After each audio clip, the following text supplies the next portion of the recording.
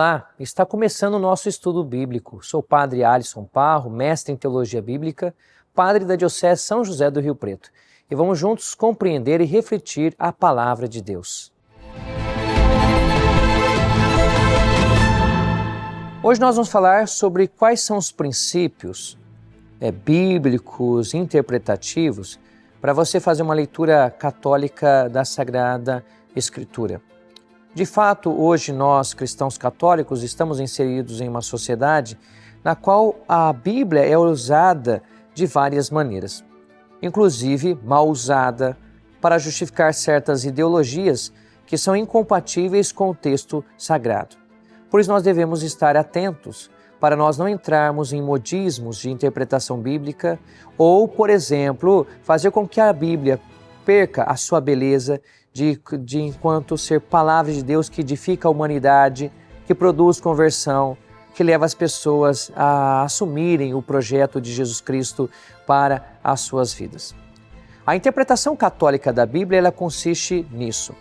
Em primeiro lugar, vale esta dica: jamais interprete um versículo de maneira isolada. Todo versículo está dentro de um contexto literário. Por isso, quando alguém for interpretar a Bíblia para você e citar apenas um versículo, você peça para que leia o texto inteiro. Um texto tirado do seu contexto vira um pretexto. Pode ser tirado do seu contexto literário, portanto, ou inclusive do seu contexto social, do seu contexto cultural.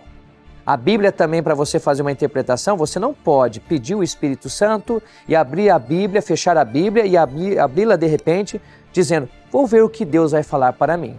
Aí Deus fala o seguinte, você abre naquele versículo: olha, se o teu pé te leva a pecar, arranque-o, se o teu olho te leva a pecar, arranque-o. Aí você fala: isso aqui não é bom para mim não. Ora, você já vê incoerência desse tipo de abordagem do texto sagrado.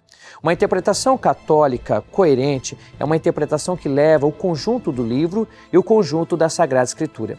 Isso se chama leitura canônica. Nenhum texto pode ser absolutizado. Você pode dizer: mas padre, isso é muito difícil, estou apenas começando. Claro, no início é difícil mesmo, faz parte do processo de aprendizado. É a mesma coisa quando alguém começa a dirigir um carro. No início não é tão fácil, mas depois você vai se acostumando. Eu sempre falo o seguinte: para você fazer uma leitura católica da Bíblia, você tem que fazer uma leitura levando em consideração também a tradição da Igreja. Eu não sou o primeiro intérprete do texto, já tem mais de 2000 anos de história. É preciso então escutar o que os teólogos disseram sobre aquele texto.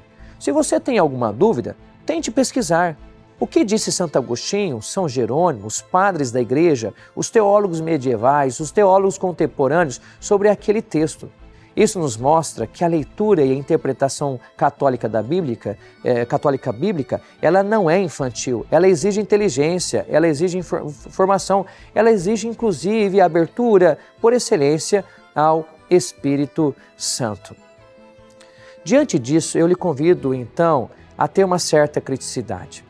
Quando você ligar a televisão e passando em diversos canais, perceberem certas interpretações bíblicas, não confie em primeiro lugar. Submeta aquilo que o pregador diz ao exame das Escrituras. Submeta aquilo que o pregador diz ao exame da teologia cristã católica, que é uma teologia unitária que leva em consideração aquilo que a tradição nos diz, aquilo que o magistério nos ensina.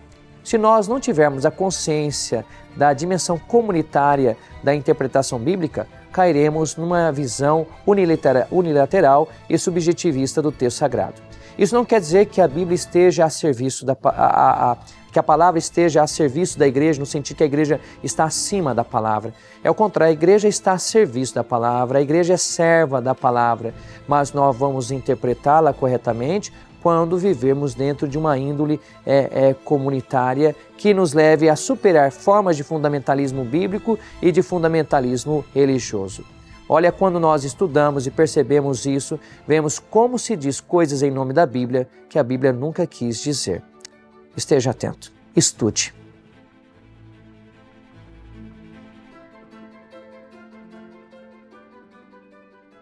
Foi uma alegria poder falar e refletir sobre o livro sagrado na sua companhia. Que Deus sempre nos guia para termos uma profunda reflexão de Sua palavra e que sejamos sempre firmes em Seu caminho. Te vejo no próximo programa. Em nome do Pai, e do Filho, e do Espírito Santo. Amém.